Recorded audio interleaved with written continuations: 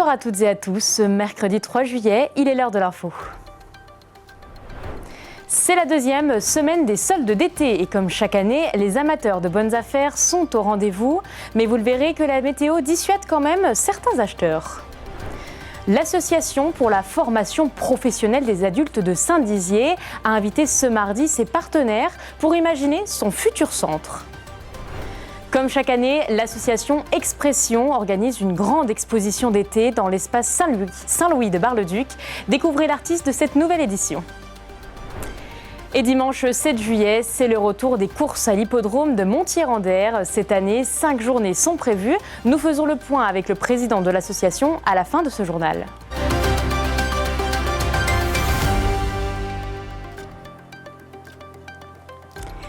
À Saint-Dizier, les clients sont bien au rendez-vous pour les soldes d'été. C'est le bon moment pour faire des bonnes affaires et ça, les bragards le savent. Le mauvais temps a tout de même ralenti un petit peu les ventes, mais les commerçants sont globalement satisfaits. Céline Moreau a fait le tour des magasins. 25%, 50%, voire 60%, ce sont les promotions que les bragards préfèrent le plus, celles des soldes. Depuis le 26 juin, ils peuvent profiter de réductions sur de nombreux produits. On essaye, mais il faudrait que le temps s'y mette un petit peu. Parce que là, c'est pas terrible en ce moment. On remet plus les pulls que les jolies robes. Il faut trouver ce qu'on aime. Dans les magasins, il y a de la couleur. C'est très joli. Comme ils disent, il manque plus que le temps. On regarde les robes, voir s'il y a des robes à petit prix. Alors que les soldes arrivent à la deuxième des marques, les commerçants se réjouissent des ventes effectuées depuis le début. Elles sont également le moyen d'écouler rapidement les stocks pour les 200 enseignes dans le centre-ville. La lingerie et beaucoup là, les maillots de bain en ce moment aussi, ça part bien. Là, il y a beaucoup de produits qui sont démarqués, ça passe jusqu'à moins 60, il y a beaucoup de démarques, donc ça plaît pas mal. Ça amène du monde, on va dire. Les gens viennent, achètent beaucoup de shorts, de t-shirts, beaucoup de casquettes aussi, des nu-pieds. Un début très compliqué. On a eu la nuit des soldes vendredi dernier qui a très bien marché. Mais là, ça commence à se ralentir. Ce t-shirt là, il est vraiment très beau. Les promotions ne concernent pas que les vêtements, la plupart des articles sont soldés. Cette cliente en profite durant sa pause de midi pour se faire plaisir. Les soldes, ça nous change un peu les idées, vu le temps c'est pas trop ça, donc on va un peu faire les soldes et ça nous remonte un peu le moral. Les clients sont globalement au rendez-vous pour cette deuxième semaine des soldes. À noter que les soldes se termineront le 23 juillet. Le second tour des élections législatives a lieu ce dimanche 7 juillet et la liste officielle des candidats est désormais disponible. Il n'y aura donc que des duels en Champagne-Ardenne. Dans les circonscriptions dans lesquelles des triangulaires étaient possibles, les candidats du nouveau Front populaire se sont désistés. Il reste donc un député à élire dans la première circonscription de la Meuse. Pour la Haute-Marne, c'est la même chose. La première circonscription n'a pas de député. Et pour la Marne, toutes les circonscriptions ont elles aussi 2 candidats pour le second tour. Vous pouvez retrouver sur notre site internet un article complet avec le nom de chaque candidat pour les duels départementaux. Ensemble, dessinons le centre AFPA de demain. C'est la thématique qui a été proposée le temps d'une journée aux partenaires de l'Association pour la formation professionnelle des adultes de Saint-Dizier. L'occasion pour eux de voir ensemble et de redécouvrir les offres de formation qui peuvent être proposées pour combler les besoins des entreprises du territoire. Brigitte Maestrassi les a suivis le temps d'une matinée. Par petits groupes, leur journée commence avec une visite des locaux de l'Association pour la formation professionnelle des adultes de Saint-Dizier. Tous les partenaires ont été invités à découvrir le centre et les formations qu'il propose. Ici, de nombreux bâtiments sont encore inexploités. Alors aujourd'hui, ils vont proposer des idées pour redynamiser ce lieu. Et cette journée nous permet effectivement de voir le centre et aussi de voir l'avenir du centre et nous permettre en tout cas de nous dire comment on aimerait que les stagiaires puissent être formés, de quelle façon, ce qu'on aimerait avoir comme formation sur le secteur. Et c'est dans ces échanges et ces relations qu'on va pouvoir avancer, essayer de proposer des solutions et essayer de trouver des solutions pour les personnes qui ont besoin de trouver un emploi et d'avoir une stabilité de vie en fait, quelque part. Aujourd'hui, les centres de formation forment des personnes qui peuvent être non qualifiées sur des métiers qualifiés dont nous avons besoin pour pouvoir répondre aux besoins de nos clients. À l'AFPA de Saint-Dizier, 19 formations sont proposées. Elles sont destinées à des jeunes en apprentissage ou des adultes en reconversion. Le centre a donc décidé de travailler avec son public pour imaginer l'avenir du site. Pour la première fois, tous les partenaires sont réunis pour parler collectivement des besoins du territoire. Je vois difficilement comment il est possible en fait, de travailler sur une offre qui corresponde aux besoins du territoire sans interroger les principaux intéressés et les principaux utilisateurs qui sont les entreprises, les partenaires et puis aussi les bénéficiaires qui viennent se former chez nous. Ce centre représente une ressource non négligeable pour le territoire, alors que la région manque de main-d'œuvre dans les métiers de l'industrie et du bâtiment. L'AFPA forme de nombreux élèves dans ces secteurs. C'est vraiment intelligent et intéressant de voir que c'est bien en rassemblant tout autour de la même table qu'on finit par trouver des solutions et pouvoir répondre aux besoins d'emploi dans notre territoire. Sur la journée, près d'une cinquantaine de partenaires ont proposé de nombreuses idées. Ensemble, ils ont même dessiné le nouveau centre de formation. Et le commentaire de ce reportage est signé Nicolas Fontaine. Culture désormais, puisque dès aujourd'hui, il est possible de découvrir plus d'une centaine d'œuvres de l'artiste Jacques Deloustal. Cet autodidacte expose pour la première fois ses tableaux à l'espace Saint-Louis de Bar-le-Duc.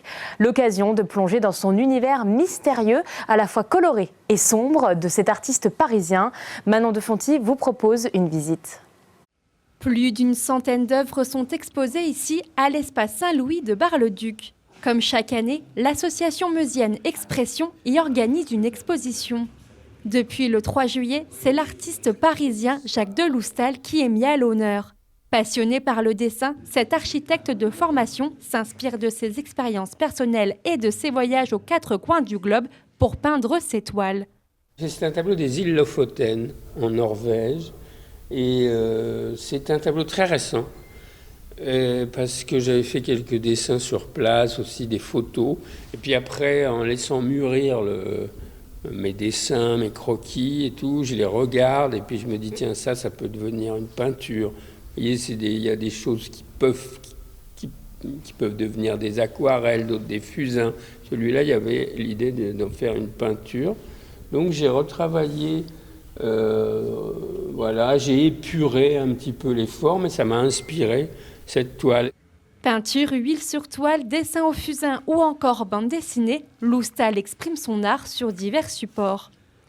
Des images qui sont abordables, qui sont fascinantes parce qu'elles recèlent chacune un mystère qui nous emmène dans une atmosphère bien particulière, que ce soit un paysage, que ce soit une scène intérieure. Il y a une construction de l'image qui est assez fabuleuse et vous pouvez circuler dans l'image et puis votre imagination, elle va vous emmener, et vous allez vous-même vous prendre à fabriquer des histoires sur ces images. Parmi les productions présentées, une aquarelle représentant un monument bien connu des Barésiens, le château de Marbeaumont. Il y a un petit détail qui va déstabiliser l'image. Alors ici, si vous regardez bien, vous allez voir une petite fenêtre allumée juste en haut. Donc c'est une toute petite chose. Mais rien que cette fenêtre allumée, elle fait de cette aquarelle une image mystérieuse. Que se passe-t-il au château de Marbeaumont ? C'est à nous d'écrire l'histoire. Les Barésiens peuvent écrire leurs propres histoires jusqu'en octobre prochain. L'hippodrome de la Crouée de Montier-en-Der ouvre ses portes pour sa nouvelle saison. Cette année, 5 journées de course sont prévues. Bonsoir Éric Adnet. Bonsoir Clémentine. Vous êtes le président de la société de course de Montier-en-Der. Alors première question, quel est le programme ? Alors le programme cette année, il est très chargé puisque nous commençons donc dimanche prochain, le 7 juillet, avec la fête de l'hippodrome, la fête des enfants, des familles, puisque toutes les animations sont gratuites, que ce soit poney, calèche, maquillage, du tir au ballon. Donc tout est gratuit. Et puis je peux annoncer déjà qu'il y aura 9 courses. 9 courses, que du trot, dont une course de trot monté qu'on n'a pas eu depuis quelques années et on a réussi cette année à avoir une course de trot monté. Il y a des parieurs qui aiment bien aussi parier sur le trot monté. Alors justement, on va y revenir un petit peu plus tard. Juste avant, quels sont les temps forts, les moments à ne pas manquer cette année ? Alors les moments à ne pas manquer, c'est celui déjà de dimanche prochain, puisque l'an dernier, il y avait plus de 2000 personnes sur l'hippodrome avec une 60 000 d'euros de jeu. Ensuite, on redémarre encore fort 15 jours après, puisqu'on court tous les 15 jours, comme on faisait avant. Le 20 juillet, donc le 20 juillet, c'est le 175e anniversaire de l'hippodrome, donc 175 ans, ça se fête. Ça sera en semi-nocturne. Les courses commenceront, ouverture des portes vers 15h et présentation des chevaux vers 16h. Et donc jusqu'au soir vers 20h, 20h30. Ensuite, il y a repas avec un traiteur. Il y a une animation donc avec le groupe Paradise qui sera là toute l'après-midi et la soirée avec tout son groupe et puis également un feu d'artifice à la fin, plus une surprise qui va arriver, on l'espère par les airs et puis sur la piste pour fêter dignement ce 175e anniversaire. Donc c'est la date à ne pas manquer. Alors vous parliez du trot tout à l'heure, vous avez pris la décision de ne garder que des courses de trot. Pourquoi ? Alors on n'a gardé que des courses de trot parce que c'est point de vue sécurité. Le dernier virage était très dangereux, très glissant quand il pleuvait. Donc pour des galopeurs, ça va plus vite que les trotteurs. Ils sont à 60 à l'heure quand les autres sont à 45. Et ce qui fait que pour la sécurité déjà, et puis également les partants, puisqu'il y avait de moins en moins de partants avec le galop, puisqu'on court l'été et puis le galop se court plus au printemps et puis à l'automne.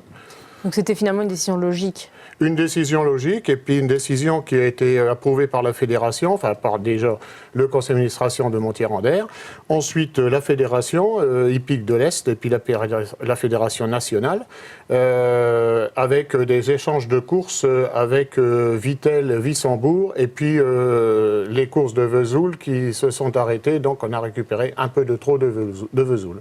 D'accord, alors justement vous parliez tout à l'heure du virage glissant en cas de pluie. Oui. On est en plein dans une météo très pluvieuse justement. Est-ce que pour vous ça change la donne ?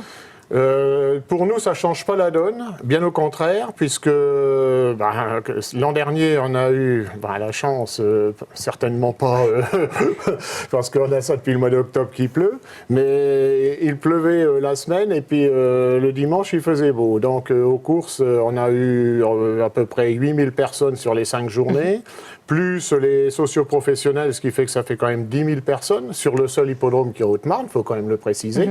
Et puis une moyenne de 260 000 € de jeu sur toute l'année, plus le trophée vert, bien sûr, qui se joue en national. Parce que le trophée vert, vous me parlez des temps forts, mais il y a aussi notre bâton de maréchal, qui est le trophée vert. Et le trophée vert, c'est la 20e anniversaire, c'est la 20e fois que les sabots sont foulés à Montier-Randert. Donc ça se fête aussi.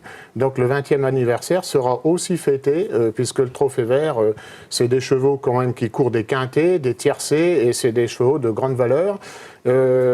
Avec justement, faut pas le maximum pour le gain de ces chevaux-là qui courent, c'est 500 000 € quand même. Oui. Donc c'est des chevaux qui courent à Vincennes. Et d'ailleurs, on a eu Feinstein Bourbon qui a débuté à Montier et qui a gagné 2 prix d'Amérique. Alors justement, vous commencez à parler de candidats, de futurs coureurs.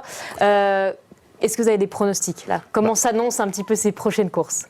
Les pronostics, les partants, c'était cet après-midi, la déclaration des partants. Donc les partants définitifs, c'est ce soir. Je peux annoncer qu'il y aura 9 courses.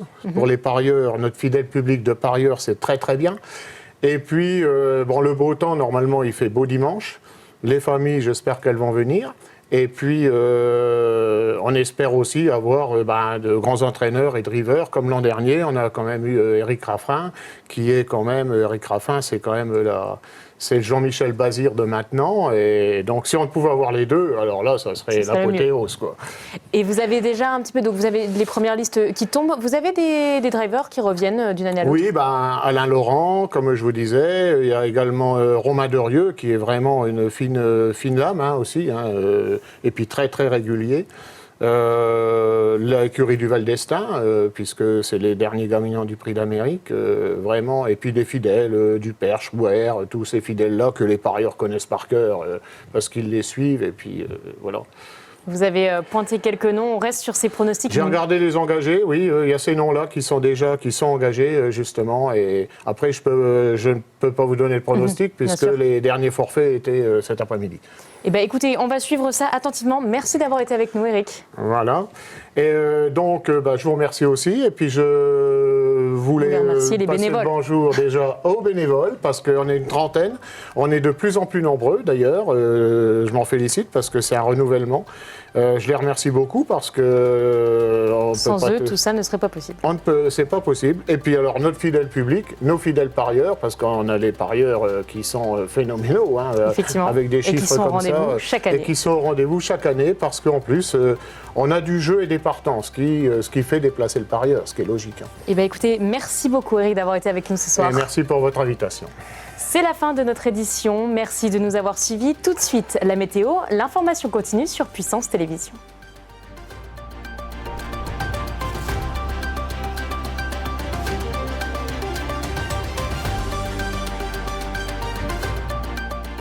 Toute l'actualité en continu à retrouver sur notre site internet et notre application mobile.